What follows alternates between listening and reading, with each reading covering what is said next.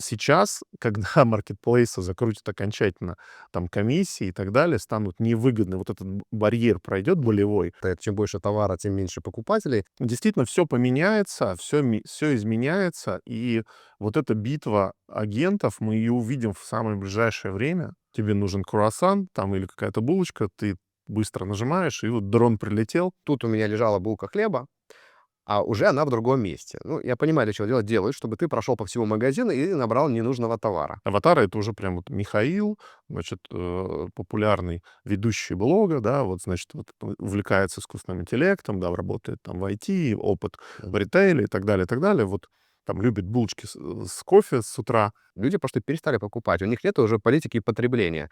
Друзья, каждый день мы совершаем покупки, мы ходим в магазин и делаем какие-то решения, да, которые влияют потом на нашу жизнь. И, конечно же, мы все эксперты в этой теме. Мы знаем, какой купить правильно продукт сегодня, в какой магазин пойти. Но с приходом искусственного интеллекта все совершенно изменилось. И у нас в студии сегодня Алексей Кудинов, и мы точно разберем, как правильно строить покупки, как выстраивать и свои продажи. Алексей у нас очень большой эксперт, у него несколько книг. Все про его книги, его материалы можно будет найти в описании. Но с нетерпением задаю первый вопрос. Алексей, что изменилось за 2 года? Что произошло с продажами? Как поменялась вообще культура потребления? Михаил, здравствуйте. Я бы взял за последние там 15 лет, потому что последние 2 года — это просто старт ракеты. Вот все эти годы мы эту ракету конструировали, там собирали. А, Что произошло? Транзакционные продажи резко выросли. Это связано и с новым поколением, это связано и с удобством транзакционных продаж. Остались, несмотря на все разговоры, консультационные продажи. И, конечно, последние 2 года главный драйвер — это ИИ, искусственный интеллект, главный драйвер развития продаж. И он полностью поменяет продажи, то есть полностью поменяет суть профессии продавца. Да, То про есть в целом мы увидим изменения. Вот уточнить, транзакционные продажи, вы сейчас про что имели в виду? продавца. Ну, давайте вот таком на бытовом уровне. То есть мы заказываем в маркетплейсе какой-то товар или продукты даже питания и ставим галочку «Оставить у двери». Мы даже не хотим с доставщиком или с роботом доставки общаться. То есть просто оставьте у двери, и для нас это некая такая транзакция, как отправить деньги через мобильное приложение банка, То есть как. это то, что я обычно совершаю каждый день, и, наверное, наши зрители также, да? Мы заказываем что-то на маркетплейсах, в каком-то даже магазине, но мы просто не физически находимся в этом магазине, мы не физически, в принципе, даже принимаем решение, когда мы видим продавца, он никак не может повлиять. Мы сами вольны выбирать то, что мы хотим, либо то, что нам показывает маркетплейс, да? Да, Получается так. и мы ни с кем не консультируемся. Если раньше мы, например, шли в магазин электроники, там, 10 лет назад, например, и что-то посмотрели там на "Ютубе", что-то посмотрели, так сказать, в прессе, а, пришли и спросили консультанта, там, не знаю, вот эта микроволновка или там мультиварка, там, она хорошая, нехорошая, какую порекомендуете и так далее. И еще мнение консультанта на месте продаж мы получили. То есть сейчас мы все это получаем в маркетплейсе. У нас есть некоторая иллюзия такая выбора, да, потому что понятно, что каналы продвигают, ну, бренды продвигаются через канал, они понимают, что мы смотрим, они понимают, как продвигать свою продукцию, но мы, изучая все эти технические там характеристики, принимаем сами решения, дальше ищем там доступную цену и нажимаем кнопку "Все". То есть получается, что, в принципе, продавцы не нужны. Э, В каких-то, в каких-то, отраслях продавцы не нужны, да. Если мы говорим про B2C и транзакционные продажи, да, там роль продавца резко снижается. Даже если мы посмотрим сейчас вот, очень показательно, что произошло как раз вот за последние 2 года с магазинами электроники. Резко снизилось количество продавцов. Продавцы — это просто те, кто отпускает товар уже. Да, они могут проконсультировать, но с помощью, опять же, каких-то справочных систем они также идут на сайт этого же маркетплейса электроники и смотрят, что и как. Вот. А раньше их там продавцов было там в 5-10 раз больше. Действительно, они консультировали, там что-то нужно. Сейчас это не нужно. Вот. Но это в B2C. В B2B продажах, конечно, роль продавца еще сильна, она будет сильна, и в премиум, лакшери сегментах, в B2B, в сложных продажах, где проектных продажах, там, не знаю, условно, биореакторы, станки, там что-то сложное, да, там какие-то моменты, или дорогие изделия, там, не знаю, авиационная техника, там, автомобили, и так далее. Там, конечно, роль продавца будет серьезная. То есть чем выше чек, тем уже, скорее всего, нам нужен Там продавец. останется, Да, да, там еще останется люди продавец. еще думают, потратить ли монет, а если сумма не очень большая, то, в принципе, продавец нам не нужен. Но тогда получается, что искусственный интеллект здесь нам в помощь, да? То есть раньше мы пользовались Гуглом, но, как мы понимаем, что Google — это тоже e-commerce платформа, где, скорее всего, первые несколько ссылок и вообще, в принципе, там реклама, наверное, везде напичкана, и сайты, и, в принципе, всегда пытаются нам что-то продать. Как правило, Это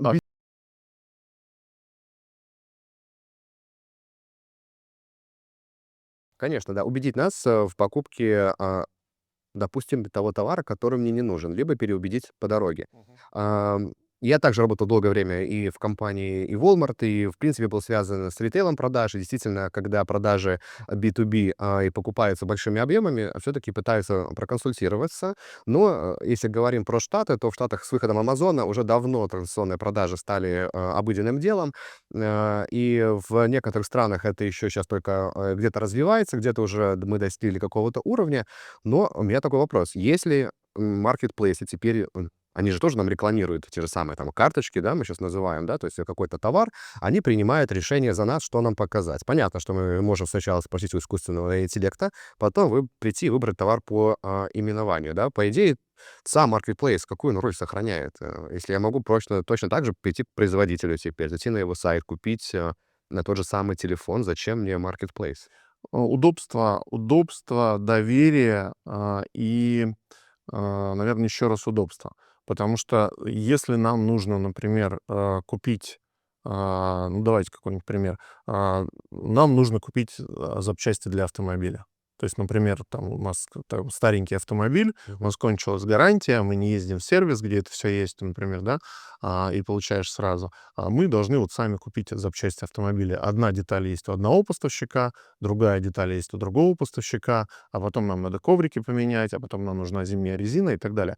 И здесь в маркетплейсе в одном мы можем все это собрать, не задумываясь, кто поставщик, когда это приедет, как это привезут, потому что у нас автомобильчик маркетплейса или второго, или третьего, или пятого, он постоянно ездит там мимо нас, да, мы видим, что вот все доступно, и нам это привезут Ну, вовремя. AI не заменит, разве не может заменить эту платформу, где я просто вписываю все, что мне нужно, он сам идет к производителям и просто заказывает, дает мне просто разные ссылки? Вот, да, очень интересная мысль. Я вот недавно размышлял об этом. И что может произойти сейчас? Ну, уже происходит, да, и как маркетплейсы даже, которые все говорят, что это просто скала, которую не сдвинуть, да, что они сейчас будут там закручивать гайки, давить как бы на продавцов там комиссиями, условиями и так далее, потом повышать цены для потребителей. То есть они как бы в ранге монополистов практически, да. Но вот этот фундамент такой колосс на глиняных ногах. Что происходит в эру AI? Агенты, которым мы поручили что-то найти и купить, они могут найти агентов, которые продают напрямую от производителя. То есть получается такая больше продажа, агента, к агенту. Да. Ребят, естественно, что не все, хорошо понимают, как работают AI-агенты. Это такая тема более глубокая.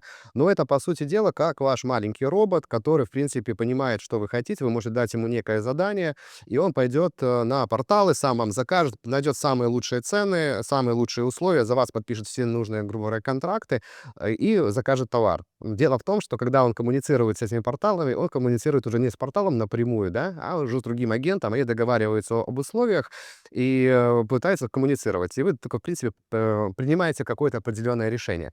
На самом деле, мне это очень тема интересна, потому что я каждый день что-то покупаю. Я иду, там, покупаю кофе, да, там, покупаю какую-то еду. А также захожу на Marketplace, покупаю абсолютно мне ненужную ерунду, кстати. Кстати, да, это проблема. Я думаю, что это проблема многих и людей, которые начинают заходить на Marketplace, видят что-то вот еще и пытаются им продать что-то ненужное. Но С выходом AI я теперь практически каждый товар начинаю перепроверять в интернете. И вот когда вы говорили, что стоимость товара для консультанта, он нужен тогда, когда товар все-таки стоит подороже, то теперь для меня консультант — это искусственный интеллект. Даже если товар стоит там в районе, назовем, там 25-30 долларов, я уже иду проверять. Раньше я так не делал. Я доверял, там, скажем, Амазону, да, к примеру, маркетплейсу. То теперь я, в принципе, делаю это постоянно даже для вот такого товара. Товары, которые там стоят ниже этого ранга, я, в принципе, не проверяю, доверяю маркетплейсу, там мне важна, допустим, уже цена, да, там разница в доллар, к примеру.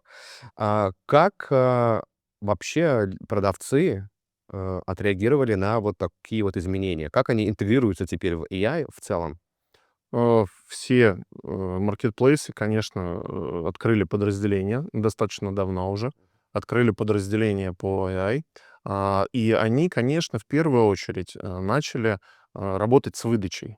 Начали работать с прогнозированием, смотреть, так сказать, потребности клиента. Если раньше мы там говорили о том, что вот есть lookalike, да, простой выбор, никакого, и вот ты похож по некоторым так сказать, аналитикам, да, вот, например, я и вы похожи, там, вот мы любим электронику, да, там, любим электронику, но электронику покупаем, например, премиальную. Мы понимаем, что она должна работать долго, качественно, там, и не ломаться, да, вот. И все, нас можно было в один сегмент поместить и, соответственно, давать какую-то выдачу. То есть сейчас, конечно, это идет гиперсегментация. То есть фактически а, конечная цель этой гиперсегментации с каждым человеком на Земле работать персонально, с каждым клиентом работать персонально.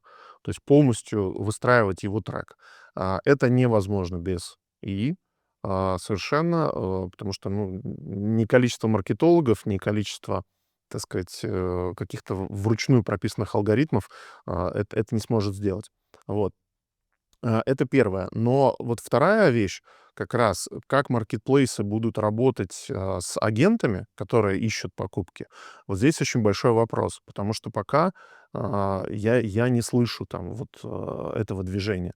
То есть готовы ли маркетплейсы и понимают ли они на уровне там руководства, условно, скорее всего, на уровне и подразделения, там точно все понимают, что меняется, да, вот, потому что они в этом погружены. Понимает ли руководство, что сейчас очень массово, буквально в месяцы, может быть, полгода, год, пойдут в сеть агенты, которые будут искать целенаправленно определенные товары.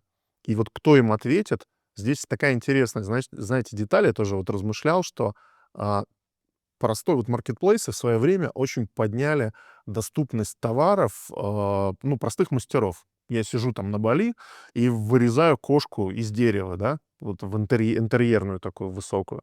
Вот. И раньше я никогда не мог продать это там в какую-то другую страну, там, например, это сложно было, то есть мне надо было куда-то ехать из своей деревни. Сейчас это просто приезжает машина, забирает, да, и эти кошки там на Амазоне везде. Вот. И сейчас, когда маркетплейсы закрутят окончательно там комиссии и так далее станут невыгодны, вот этот барьер пройдет болевой, то простые вот ремесленники, авторы контента, ну, те, кто что-то производит, да, и производители большие, они могут выйти уже через своих агентов и начать предлагать там агентам сети То есть, эти товары. получается, мы увидим либо рост маркетплейсов какого-то нового уровня, где агенты, технологии будут подстраиваться под клиента. Я очень рад. Под меня будут подстраиваться. Теперь я наконец-то могу выбрать именно ту булочку, которая мне нужна, да. Она будет, скорее И всего, напрямую из пекарни сразу. напрямую из пекарни, она уже вечером приедет. Я, как вот потребитель товара, который человек тратит деньги на это дело, очень абсолютно этому рад. Наконец-то у нас не будет навязанных покупок. А вот проблема навязанных покупок, да, то, что нам не нужно. Я вот заметил, что когда я начал пользоваться искусственный интеллект, я начал меньше потреблять. Это как-то влияет, я предполагаю, сильно и на самих людей, кто занимается продажами, что сегменты продаж, вроде бы они выросли, они стали узкоспециализированные, правильно, но какие-то, наверное, возможно, потерпели крах. Вот вы знаете какие-нибудь сегменты, которые вот уже прямо сейчас им тяжело? Ну, конечно, вот, различные, там сувенирные моменты, да. Вот вчера только мы, обсуждали на бизнес-клубе, бизнес, по продажи различных аксессуаров к телефонам. Там чехлы, там батарейки, пауэрбанки и так далее. Но если у тебя нет фишки, если это не премиальный какой-то там условно бренд, да, который известен там, и, например, в Apple Store он лежит, да, это как дополнительная продукция, что там Apple не производит. Если это не какая-то ручная работа ювелирная, там, не знаю, с орнаментами или драгоценные металлы, там определенная выделка кожи и так далее, неважно. Если у тебя нет этого отличия, то вот это вот, извините, ну, как бы мусор. Это просто как бы пластиковый, какой-то силиконовый мусор, который, в принципе, не очень сильно интересует людей. Потому что там, китайцы кладут к своим премиальным продуктам чехлы сразу прям в коробку, да. Там в Европе, США от этого отказались, даже зарядки нет, да, там есть провод. То есть там, ну, разные подходы, но в целом для массового потребителя какие-то вещи действительно становятся неинтересны. Можем ли мы тогда сказать, что теперь, именно производители станут, продавцами, потому что им нужно получать обратную связь. Раз их товар не покупают, они должны адаптироваться к новому рынку. И, по идее, я должен, получать эту консультацию от клиента напрямую. И я, скорее всего, мне поможет коммуницировать, ну, напрямую с клиентом. Может, какие платформы появятся, но мое личное наблюдение, платформ становится меньше, потому что вот этот третий человек посередине, он всего лишь мешает обрабатывать ту информацию, которая не нужна. Появятся ли у нас, возможно, новые товары, потому что где, когда есть какое-то падение, есть большая возможность, да, то есть бизнес, он станет, скажем так, раскрошится на маленькие бизнесы, либо все-таки останутся крупные производители. Вот как вы видите вот будущее?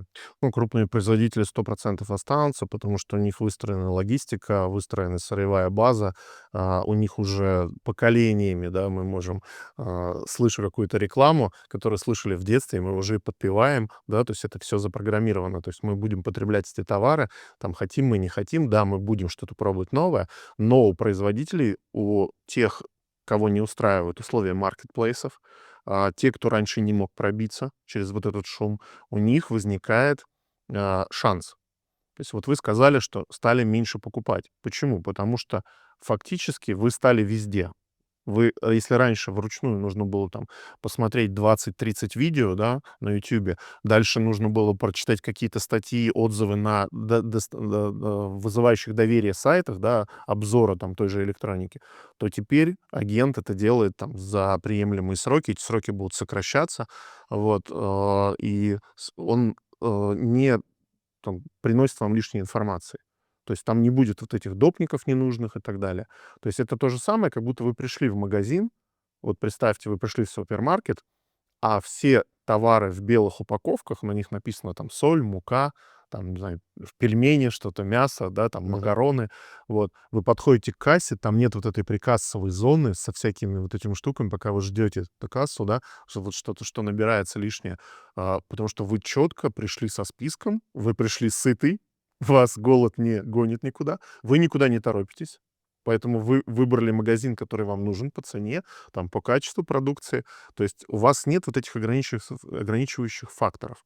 И это совершенно другая экономика, другая торговля и другая продажа. С другой стороны, производители, которые не могли раньше там выйти на маркетплейс, они сейчас или выходили на маркетплейсы, там, заключая контракты, там, вот эту структуру, они сейчас напрямую могут с высоким уровнем автоматизации выйти на клиента.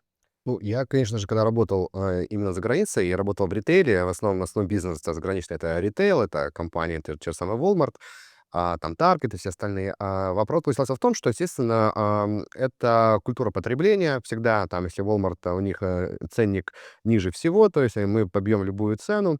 Понятно, что человек всегда выбирает ценой. Сейчас раньше все вот эти вот, я не знаю, это псевдокурс, не псевдокурс, сейчас поясните, что цена не должна быть частью маркетинга. Я все больше, чаще это вижу. Это на Амазоне сплошь и рядом. Там разница в 1 цент, и люди уже покупают товар, который чуть подешевле. Тут вопрос в том, что когда я раньше приходил в магазин, а я забыл, когда я был в магазине последний раз, может, это было полгода назад или 7, может, месяцев назад, я видел такую картину, что двигают, естественно, секции, и я хожу, вроде бы тут у меня лежала булка хлеба, а уже она в другом месте. Ну, я понимаю, для чего делают, чтобы ты прошел по всему магазину и набрал ненужного товара. Я предполагаю, что теперь, вот с таким вот, именно поведением, продавцам в целом сложнее накрутить ненужный товар. И товар появится более нужным. Тот же самый хлеб теперь надо по-другому рекламировать. Делать его той же самой цены, как и все остальные, но делать лучше. Вот я понимаю, что товар — это часть магазина, часть ритейла, но, из того, что я слышу, то же самое, вот заграничные какие-то разговоры на бизнес-встречах, что, скорее всего, магазины нам не понадобятся. Вот будем напрямую что-то покупать у производителей. Можно ли уже сегодня интегрировать искусственный интеллект, чтобы я бы реально хотел бы покупать огурцы и помидоры напрямую с грядки у какого-то фермера? Вот, ребята, если вы слушаете, сделайте такой сервис. Я не хочу покупать в магазине, я хочу покупать у вас. Сделайте, куда можно прийти, чтобы я вот внедрил. Вот такой запрос точно есть.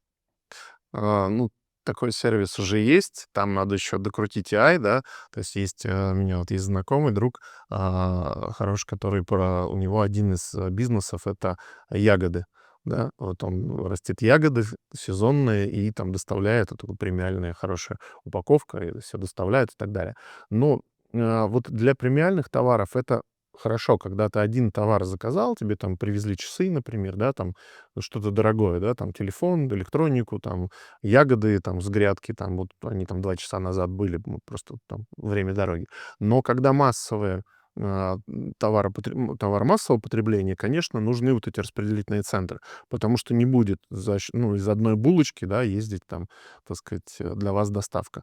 Вот. Хотя мы, может быть, до этого дойдем, там цена будет немножко другая, да, там вышел на балкон, пьешь кофе, хорошая погода, тебе нужен круассан там или какая-то булочка, ты быстро нажимаешь, и вот дрон прилетел, и тебе эту булочку скинул. Идеальный день точно Идеальный был, да. Идеально. И кофе еще прилетело вместе, да, да, булочка, и все, что захотел. вот, соответственно, какие-то распределительные центры нужны просто, чтобы экономику свести, чтобы это все, чтобы можно было заказать так. Но вот, для отдельных групп товаров, которые не обязательно там покупать, на маркетплейсах, то есть вот появляется шанс и у производителя, и у потребителя, а, наконец-то соединиться напрямую. Да, наконец-то найти друг друга, ребят. Мы друг Да. друга ищем постоянно. Я это просто вижу сколько раз по себе. Помню одно время, когда я вот делал путешествия даже и по Америке, и по Канаде. Есть такие винные магазины, да, их не найти товаров нигде, только у них. И ты приезжаешь и понимаешь, насколько это качественный товар.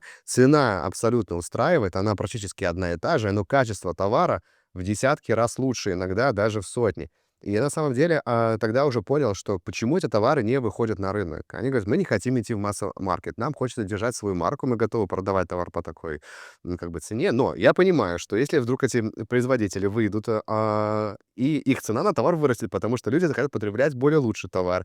А вот массы рынок, вот мне интересно, что с ним будет. Я понимаю, что люди захотят покупать что-то там, дешевые продукты, на это всегда будет спрос, но я не совсем уверен, что у них останутся продажи на том же уровне. Если мы увидим много маленьких производителей, которые производят и молочные продукты, и цена будет не такая большая, и разница, а качество будет несоизмеримо лучше, то и культура потребления и будет иная. То есть, по сути дела, мы видим, что индустрии, как магазины, маркетплейсы просто умерли, их не существует, они не нужны. То есть искусственный интеллект, который напрямую помогает найти эту ферму, да, Да. где это производят. Э, Это вообще не страшно для вот этого бизнеса? Это же гигантские мультимиллиардные компании. Это не будет, наверное, так быстро, да. Вот, и бизнес трансформируется, и за счет, того, что мы многократно снижаем издержки и логистические, и, так сказать, операционные, да, управленческие с помощью ИИ, я думаю, что появятся в больших маркетах такие секции, товары вашего региона, да. Вот, я однажды разговаривал с одним немцем, и он говорит: "Ты знаешь, у нас как все сделано, вот, на примере, системы автоматизации, да. Вот штаб-квартира там SAP, она в Германии. И казалось бы, то есть мировой лидер, да, в ERP-системах, там, в автоматизации находится в Германии. Что покупать в Германии? SAP. Оказывается, в Германии 189 поставщиков ERP-систем. В каждой маленькой земле, да, там, в каждом маленьком районе есть свой поставщик, и бизнес вокруг говорит: "О, мы пойдем к нему, потому что я ему заплачу сейчас за ERP". Он пойдет, купит у Ганса булочку. М. Ганс купит потом Volkswagen там у другого нашего соседа, да, и у нас денежка останется в нашей земле. То есть вот такое вот, такая вот местечковость, поддержка, она, кстати, может быть тоже таким новым драйвером роста и для больших компаний. Если они адаптируются, то не нужно будет, да, их исключать из этой цепочки. То есть гениальная мысль, потому что те же самые фермы, которые продают товары, они уходят в город, они могут их оставлять у себя, они, в принципе, делают то же самое. Сейчас просто может это делать искусственный интеллект. Не надо об эти платформы, то есть спрашиваешь там, ну, там у бабушки там есть, там, допустим, то же самое молоко, там у Да, фермера есть. что сейчас доступно, что закончилось. Если ты знаешь, как бы, Михаил, если я ваш Мгм. искусственный интеллект, ты знаешь, Михаил, ты вот как бы поздно все-таки заказал молоко, да, давай я сейчас как бы поставлю задачку на 6 утра, уже закажу, потому что тогда точно будет, а сейчас уже кончилось. И по той скидке, Все. которую ты хотел, да? Да, да, Да, да. все. Вот, это, конечно, новый уровень, и он, ну, там, мы до конца еще не понимаем, как это все будет, вот с позиции человека устроено, да, и какие нам возможности это даст. Но вот возможности безграничные, оказывается. Я просто безумно рад. Это гениальные мысли, Алексей, спасибо, потому что этого я ждал очень давно. Я так устал от систем, платформ и навязанных мнений. Я очень обрадовался, когда пришел искусственный интеллект. И я реально, ребята, ищу каждый продукт в интернете. Если мне нужна электроника, я проверяю, действительно ли это так. Более того, когда я покупал последний свой телевизор, я все-таки выбрал бренд неизвестный. Потому что когда я проверил технические характеристики, оказалось, что 75 именно запчастей этого телевизора создано тем брендом, который продается рядом. Это Ну, реальная правда. Да, они друг другу перепродают запчасти, и на самом деле так оно и есть. Вы много чего нового откроете на самом деле, и я не вижу никакой разницы абсолютно в том либо ином там телевизоре и так далее. Это в электронике. Также мы увидим и в булочках, и в консистенции товаров, и вы можете приходить в магазин, фотографировать, что там в этом товаре находится. Вам не нужно же читать. Искусственный интеллект разберет и скажет, это полезно, не полезно. Там есть эти пальмовое масло, да, вот сейчас это вот большая полемика. Много других плохих продуктов, вы даже о них не знаете и не слышали. Подсчитать вам калории под ваш вес, просто сфотографировав вот этот вот товар, да, и там показав на видеокамеру. Хорошо, как вот покупатель я счастлив. Для меня рай. То есть я сейчас живу в раю, я предполагаю, что дальше будет лучше. Я буду покупать только качественный товар, есть качественную там еду. А про что делать продавцу? Вот, они же пользуются системами. Вот как им выживать, да? Вот что им ну, делать? здесь все начинается с данных. Если продавец обладает данными о потребителе, большими данными, то у него все дороги открыты, потому что AI поможет ему сделать с этими данными очень многое. То есть вплоть до вот такой персональной сегментации, да, то есть раньше вот мы говорили всегда в продажах, там в B2B, например, там, ну и в B2C на самом деле, то есть есть там рынок, да, есть сегмент рынка, есть, ну это вот как торт, да, вы пришли в гости, торт на столе. Михаил, будете торт? Да, буду. И стандартный кусочек такой, грамм 150, это вот сегмент рынка. А я говорю, вы знаете, а я на диете, мне, пожалуйста, вот там треть от этого кусочка, который Михаил взял. Это уже такая ниша, да. А сейчас можно еще его порезать, это будет уже аватары, да, и это умудрялись там топовые маркетологи делать вручную там 300-500 аватаров там на один продукт. Аватары — это уже прям вот Михаил, значит, популярный ведущий блога, да, вот, значит, вот увлекается искусственным интеллектом, да, работает там в IT, опыт в ритейле и так далее, и так далее. Вот там любит булочки с кофе с утра на балконе, то есть вот такое описание. А сейчас можно просто вот конкретный Михаил, все полностью там соцдем, все привычки, все, что покупал за все время, причем с изменениями там потребления в зависимости от возраста, там, места жительства и так далее, и так далее, и так далее. То есть полностью персональная картина для каждого потребителя. То есть это уже доступно. Там CRM-системы топовые, они имеют AI встроены уже, потому что где данные о клиенте? Вот они в CRM, с ними можно работать. Есть различные другие сервисы, там, предиктивные аналитики, там, генерации персональных предложений и так далее, и так далее, и так далее. То, что мы видим там на платформах. Вот. Ну, тот же YouTube выдача, да, контента, то есть фактически YouTube нам продает этот контент, да, чтобы мы его Да, потребляли. это верно. Я хочу уточнить, что CRM-система, для ребят, кто не знает, возможно, вы еще учитесь в школе, либо вы студент, это система, где хранятся данные, в принципе, и ваши, и мои, и Алексея, э, Компания-продавец знает о вас все. Он пытается от вашей коммуникации, когда вы первый раз с ним закоммуницировали, сохранить абсолютно все, чтобы потом с вами совершить некую сделку, либо придумать для вас товар, который вам, возможно, будет нужен. Я вот хотел задать вопрос именно по этой системе. Я понимаю, что с помощью искусственного интеллекта, в принципе, CRM-системы не особо нужны, либо они трансформируются в AI CRM-системы. Они немножко раньше начали трансформироваться от CRM начали трансформироваться в Customer Data Platform. Это глобальная платформа как раз с расширенными функциями CRM, которая не только объединяет данные, но вот как раз вот делает предиктивную аналитику, персональное предложение, там гиперсегментация и так далее. AI это усиливает сейчас.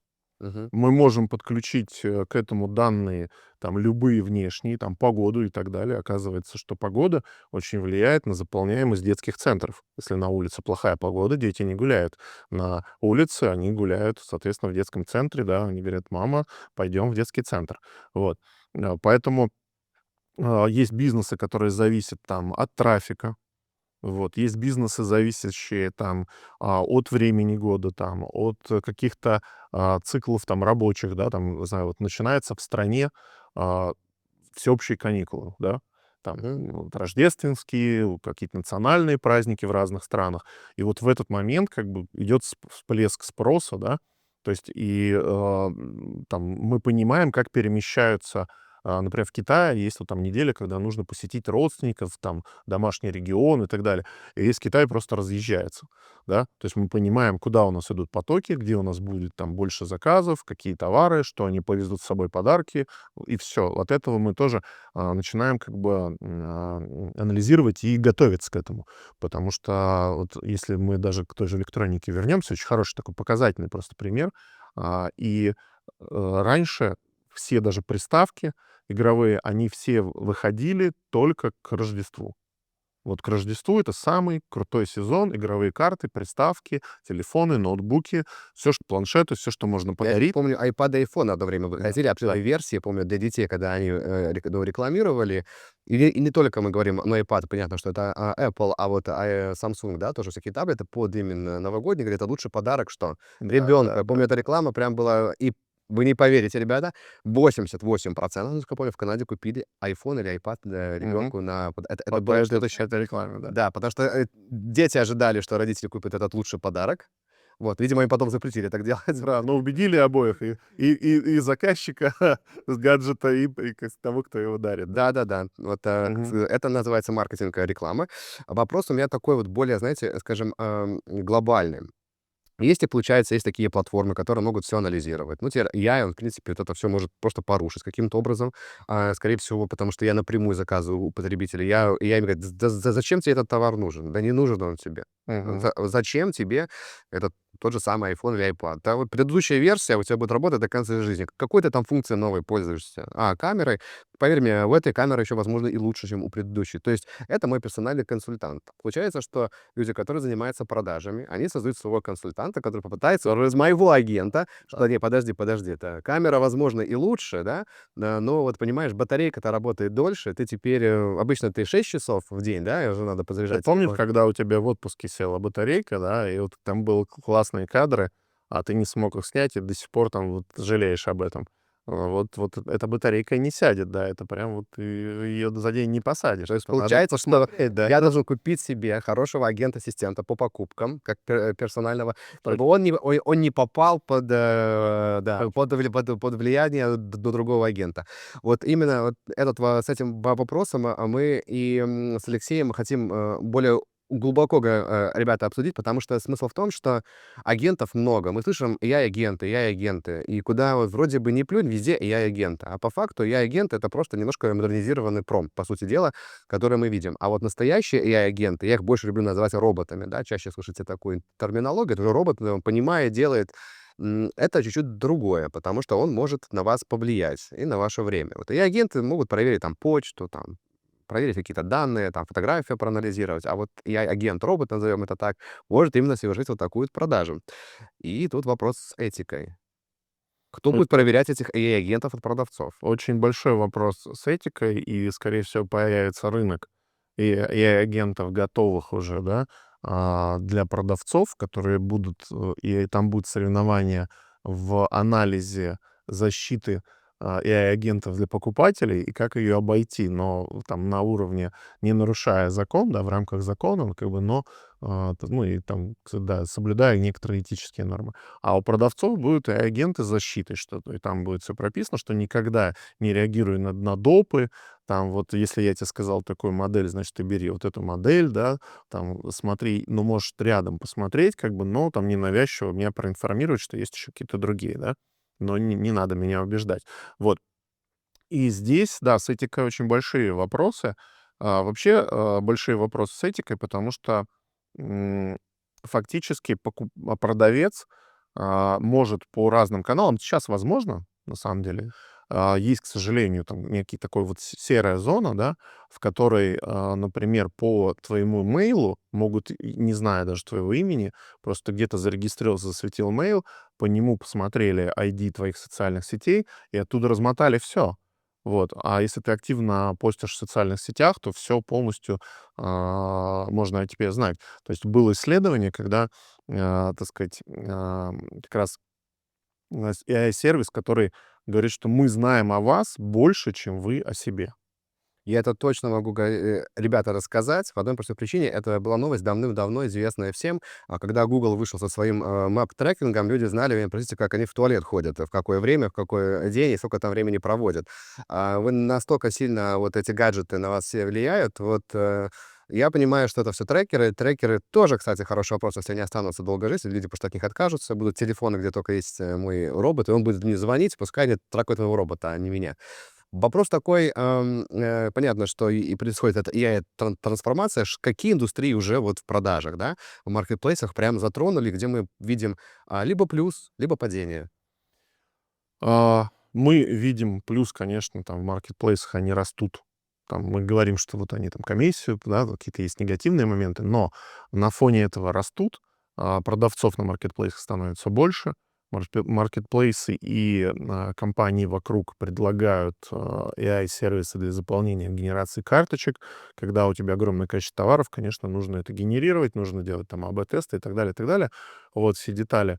А, Дальше, сложные продажи, когда, идет расчет.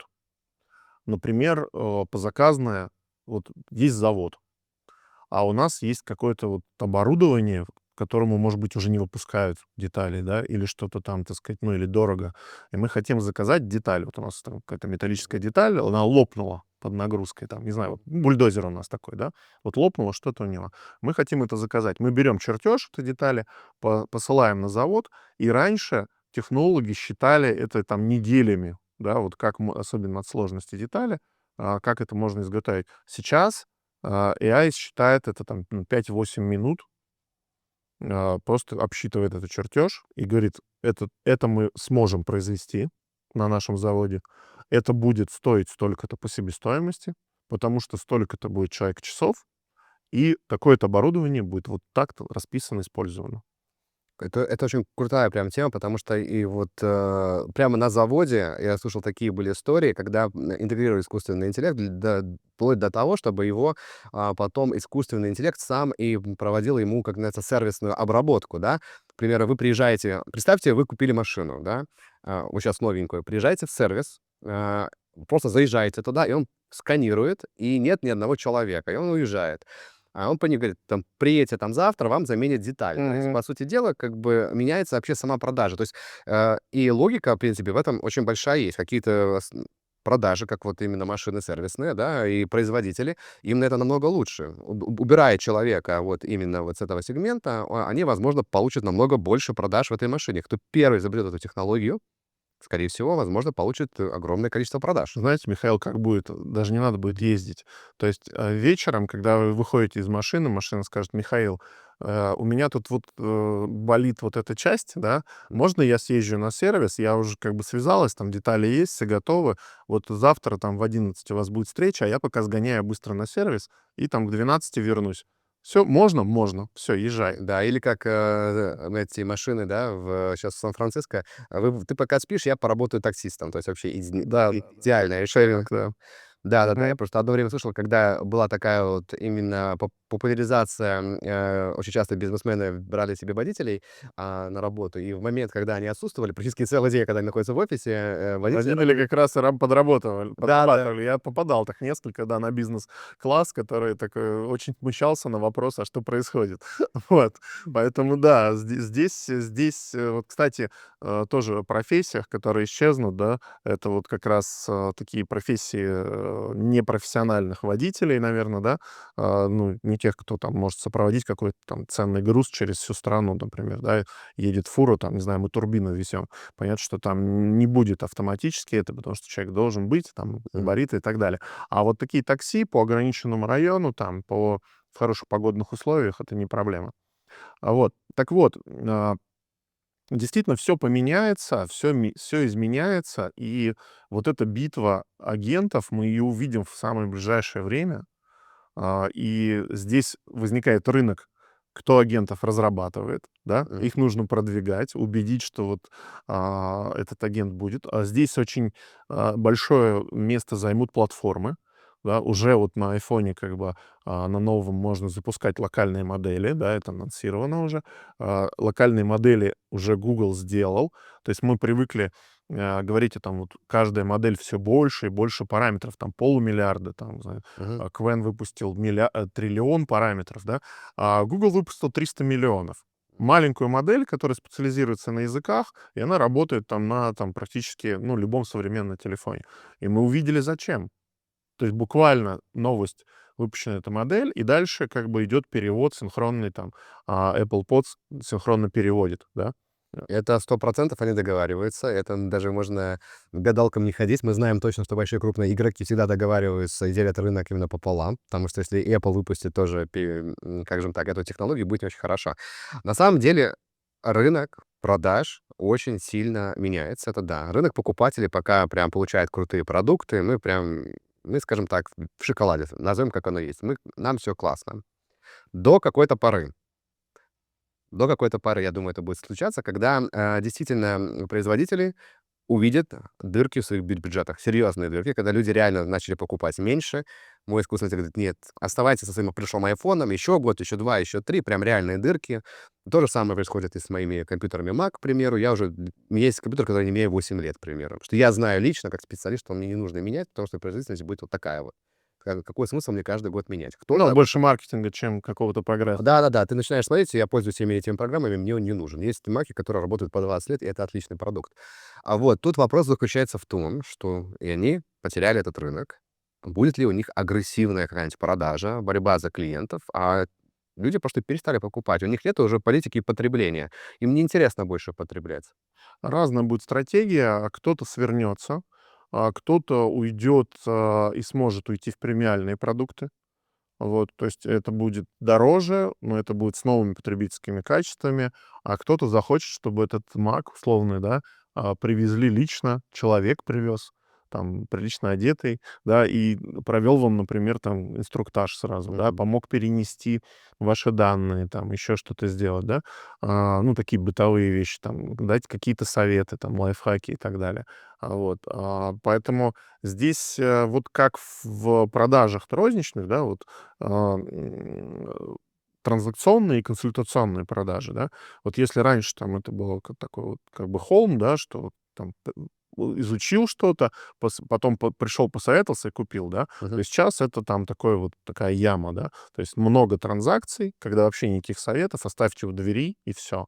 И остается все равно консультационные продажи в сложных товарах, премиальных товарах, лакшери там и так далее, где ну, чек и сложность использования, так скажем. А какой мы можем дать совет людям, которые сейчас вот начинают делать бизнес, ну, искать товар, который продается на маркетплейсах? Мне иногда их очень жалко, да. Если раньше говорили: "Все, выбирай товары, беги на маркетплейс, быстрее продавай", потом оказалось, что это все не работает. Чем больше товара, тем меньше покупателей. Вот, ребят, кстати, на эту тему надо вообще отдельно подкаст записать, потому что невозможно сделать из маленького рынок здоровый. Мгм. Сколько туда про продавцов не запихни на маркетплейс, все равно у вас там 200-300 тысяч, грубо говоря, покупателей на какой-то товар, и все, и он никуда не девается. Да, Просто покупателей нам больше не подвезут. да-да-да, Больше не да, становится. бюджет распределится, и все потеряют. Потом это не очень хорошо. Что им делать? Можно ли, есть ли инструменты моделирования, вот как вы сказали, да, продаж? Потому что, наверное, лучше всего я потрачу там маленькую сумму денег, но я смоделирую, и мне реально искусственный интеллект, как я вот сейчас получаю запрос искусственного интеллекта, когда я выбираю товар, дает мне очень хорошие советы. Также он мне даст хороший совет. Нет, потому что товар не пойдет. Скорее всего, там, через 2-3 года он просто вообще станет невалидным, ты просто время зря потратишь, да. Либо, наоборот, даст мне возможность, вот, слушай, вот посмотреть эти категории новые, да, здесь есть потенциал. Вот такие вот системы аналитические, они, мне кажется, взорвут просто рынок, они будут стоить просто гигантские денег. Вот, ну, В целом можно собрать сейчас это уже. Может быть, не в таком фантастическом, да, там, визионерском, как мы немножко скакнули на несколько лет вперед, но сегодня доступны инструменты, которые могут, во-первых, а, смотрите, давайте начнем сначала. Если вы открываете свой бизнес, да, у вас работающий бизнес, да, там маленький, большой, там, да, и если вы где-то работаете там в подразделении какой-то компании, да, и можете повлиять, то что бы я сделал, что бы я советовал? Во-первых, понять, что самое ценное сейчас — это время человека. То есть это самое невозвратное. Мы не можем купить его. Да, мы можем какую-то услугу купить, чтобы за нас что-то сделал, или теперь AI за нас это делает. Вот, но это как бы замещаем. То есть мы не можем вернуть, как бы не можем управлять временем. Да. Иногда вот трактуют тайм-менеджмент как управление временем. Да. Не управление, а эффективное использование времени. И вот, понимая это, надо посмотреть на свой рабочий процесс, на свой, процесс работы с клиентом, с поставщиками, со всеми контрагентами. Давайте там CRM Customer Relationship, XRM, да, то есть любой, контактирующий с нами, в том числе, AI-агент. мгм. Это тоже как некоторая сущность. Вот. Мы смотрим на этот процесс, насколько он оптимален у нас, и мы должны увидеть на первом уровне, какие явно точки в этом процессе мы уже можем сейчас поручить агентам, простым системам, да, там, роботам и так далее. Заменить эти точки, вот, выдохнуть, снять с себя, там, освободить, как Паретто завещал, за 20% времени силы бюджета, 80% снять бизнес-боли там и затрат, и дальше уже посмотреть вообще всю цепочку и помечтать, а можно ли вообще заменить человека во всей цепочке. Вот. А, и я скажу там некий спойлер, что уже да. Во многих случаях уже да. Вот. Но для этого у нас трансформируются сами профессии. Да? Вот если мы посмотрим на вот конкретный сектор продаж в компании и руководителя продаж, который раньше был таким либо драйвером, либо надсмотрщиком, да, таким, ну, в зависимости от стадии развития компании. То есть, когда мы растем, он давай, все, ребята, за мной, с золотой лопатой бежит вперед, делай как я. А потом, когда стабилизируется процесс, он сидит, вот там, скучает, смотрит какие-то таблицы, ну, вот там, Женя, ты не выполнил план, да, ой-ой-ой. Сейчас это не нужно. Сейчас руководитель продаж трансформируется, и старшие продавцы, эксперты по продажам, сложные, они трансформируются в вайп-кодеров, так скажем. Гуманитарная профессия превращается в техническую. Я, кстати, это заметил очень часто. Теперь люди, кто работал в IT, идут в продажи. И они И успешные. и идут успешно, и потому что, ребят, в IT работы уже нету, и мы это видим прекрасно по рынку труда. Во всех странах мира, абсолютно во всех мы видим, что IT-специалисты не востребованы. Нам не нужно столько теперь уже программистов. Я вижу, что проект-менеджеры, да, тоже такая полугуманитарная профессия, начинает кодить. По сути дела, у нас есть новая индустрия. У нас одни профессионалы, которые умеют хорошо кодить, но идут в продажи. И есть люди, которые хорошо занимаются гуманитаркой. Они тоже идут в продажи. Но проблема в том, что они не коммуницируют с клиентом. И кто здесь победит, да, какие профессии, да, вот, которые ну, как бы трансформируются, возьмут вот лид, это мне вот интересно. Еще один из инсайтов, когда вот я думал о нашей встрече, я думал, а что изменится кардинально? Вот, ну, такая черная картина, да, мы все знаем, там, Skynet, там, все очень печально и так далее. Вот. А какая белая картина? Все равно люди покупают у людей. Вот, человеку нужен некий символ, да. Тот же Apple, там был Джобс, да, сейчас Кук, тот же там, Microsoft, там, был Гейтс, сейчас Наделла, да. Вот, и все равно есть некое первое лицо и у китайских корпораций, да. Там, казалось бы, тоже как бы есть свои определенные правила вот как бы в стране, но есть, первые лица, которые, так сказать, символизируют эту компанию. Вот. И вот эта человечность общения, то есть, да, технологичность мы можем в целом довести, там, например, до 80%. Я сейчас про B2B продажи. Мгм. Там в ритейле, да, вот у двери оставьте, и все, там нет человека. Вот. В B2B продажах мы можем довести технологичность там, до 80%, но 20% творчества, 20% того, какие идеи генерят подходы, генерят люди, это останется. Да, AI сейчас есть уже там первое использование по отслеживанию эмоционального фона потребителя, там, клиента, да, и так далее, подстраиваться, вот в какие там циклы нужно попасть, когда у него хорошее настроение, вот мы тут должны быть для него доступны, должно сообщение прийти и так далее. Живое общение, особенно при каких-то крупных сделках там или долгосрочных сделках, его никто не отменял. Поэтому это будет, конечно, это будет смещаться, это будет дороже для компании, это будет смещаться, опять же, в премиум сегмент, но останется. А не изменение ли это вообще вот в течение 10 лет полностью концепция ведения бизнеса? Потому что мы все равно бизнес — это продажа. Что бы мы, ребята, ни делали, бизнес — это продажа, это supply и demand, и любой бизнес, он начинается с вашей первой продажи. Если вы не можете продать свой товар, первый самый, это не бизнес, у него нет пути. То цепочка, где агенты покупают у агентов, потом оказывается, что, возможно, и на переговорах будут сидеть роботы и разговаривать, и, может быть, и они не нужны. То есть я просто говорю про то, что видоизменение бизнеса, именно когда продажа, да, идет, может повлечь, как меняется вообще весь бизнес. То есть вообще понятие слова «бизнес» может измениться. Я почему, ребята, делаю акцент именно на этот подкаст. Продажа — это драйвер экономики. Это то, что потом вы купили, кто-то потратил, и к вам приходит обратно в кошелек. И это очень важная тема, потому что если мы не купим, то завтра нам не будет покупать, ну, не будет денег за что купить, то изменение вот именно самой структуры ведения бизнеса. Это будет бизнес, это бизнес AI, вообще как это будет происходить, потому что вроде бы мы теперь не договариваемся, вроде бы продажи не нужны, вроде бы уже и клиент совсем другой. Это как бы совершенно иная экономика. То есть я к чему подвожу? Циклов продаж будет больше.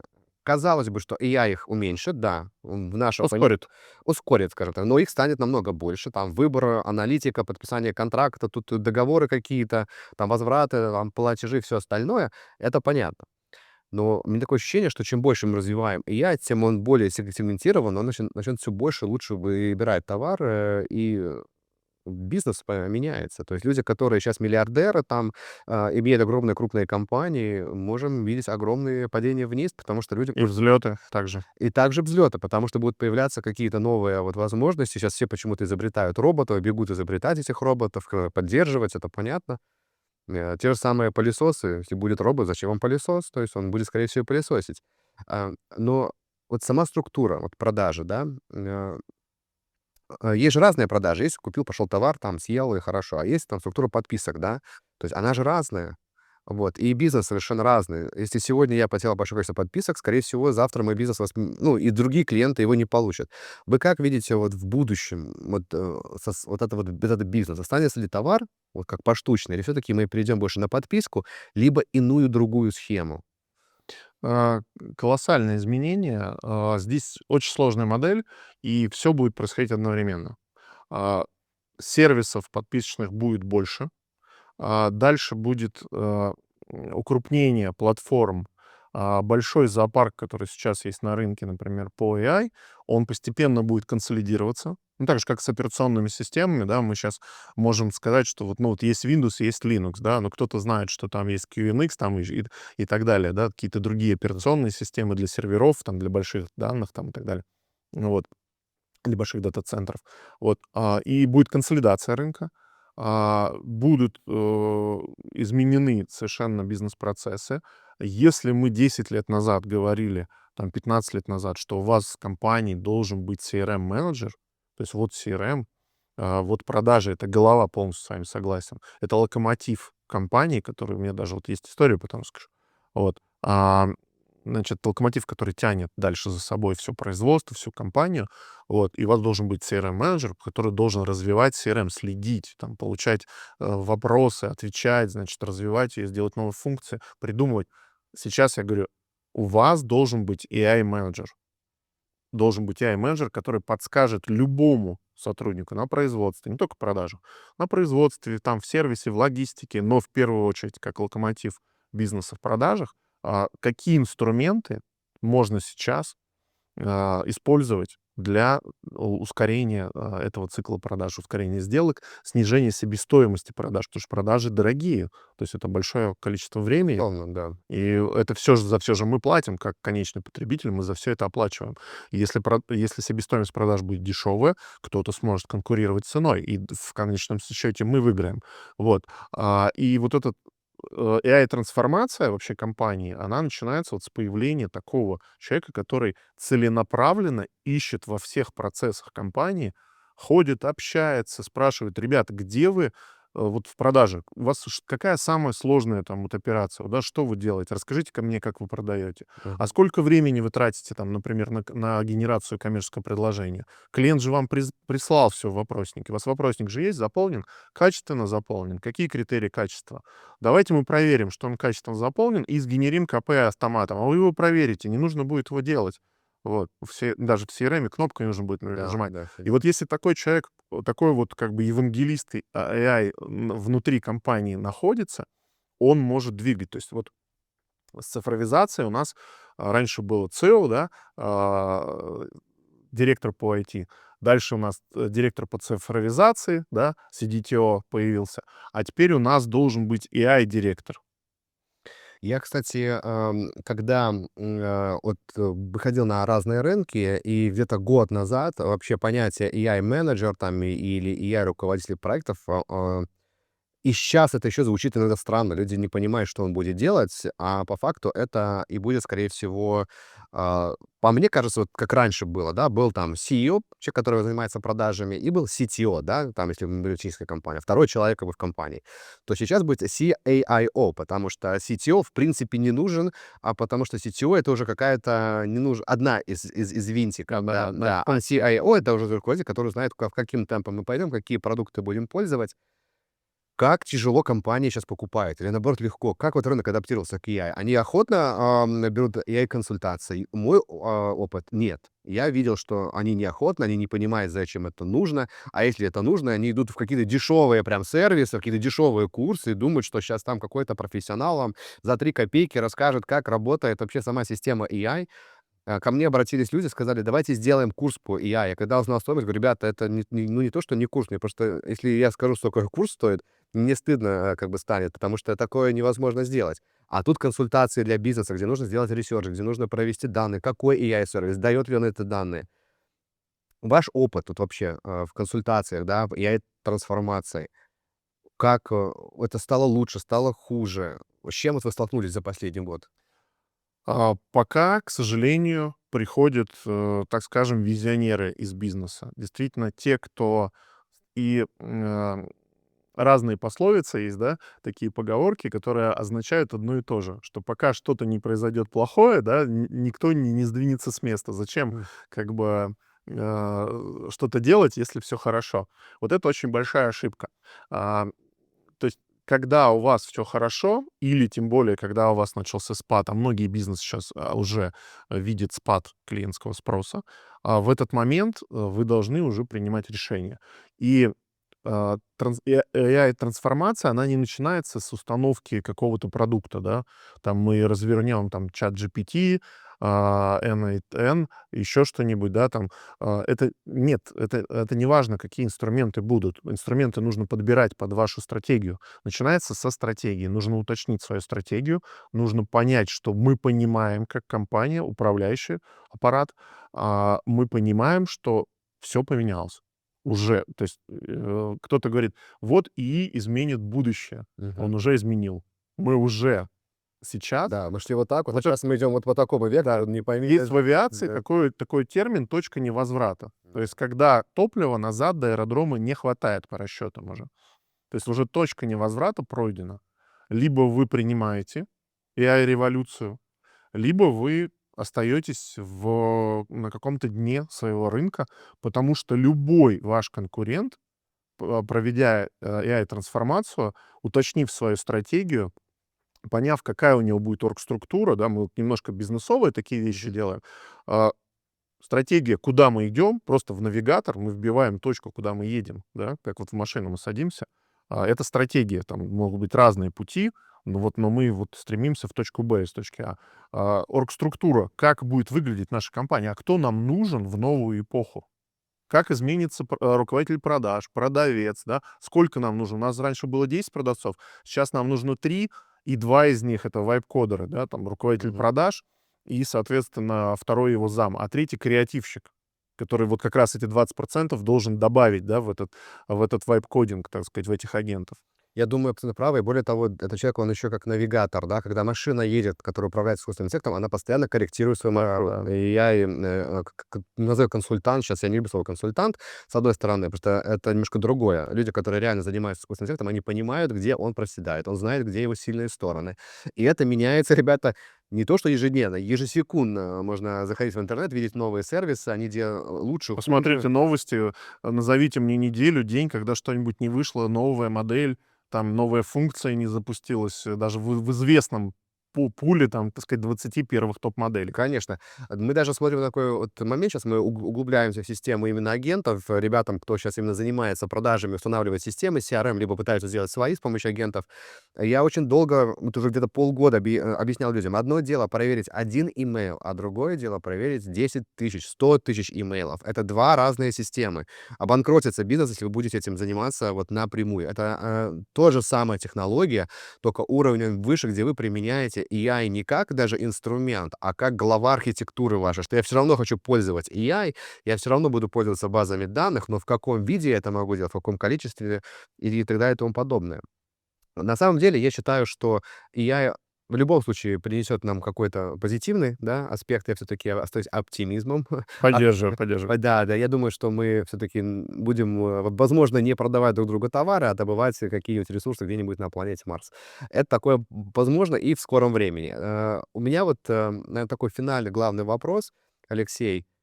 Если бы вы, а, не знаю, руководили нашей Солнечной системой, да, были вот императором, вот, и Это интересно. да-да-да, и вот, ученый, допустим, я к вам прихожу, говорю: "Вот, Алексей, такая технология, искусственный интеллект, никто ее не знает. Вот мы изобрели эту технологию, вот, мы сейчас ее пускаем в путь или все-таки ждем еще, пока рано?" Вот что вы? М. Вот, как сказать, в авиации есть, опять же, такое, первое решение самое правильное. Первое, что у меня пришло, на ум, вот я просто немножко погрузился в этот контекст, да, что технологию засекретить и начать постепенно тестировать, как вообще люди к этому, отнесутся, да. Не поломается наша вообще полностью вся наша Солнечная система от этого.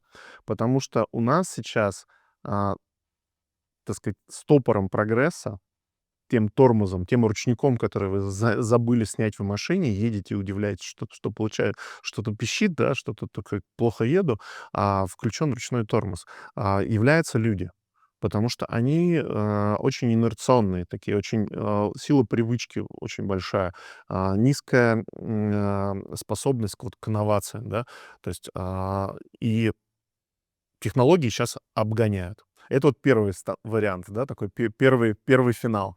Второй финал, конечно, я сказал бы: слушайте, давайте мы эту технологию адаптируем вот для конкретных областей жизни. Вот как это может помочь вот здесь в продажах, как это может помочь там в покупках, как это может помочь дома, как это может помочь там ученым, да, вот другим, быстрее там лекарства изобретать, да, сгенерировать там новые какие-то, так сказать, например, там сейчас вот есть там искусственное мясо, да, еще что-то там, побороть голод, да, например, там в странах и так далее.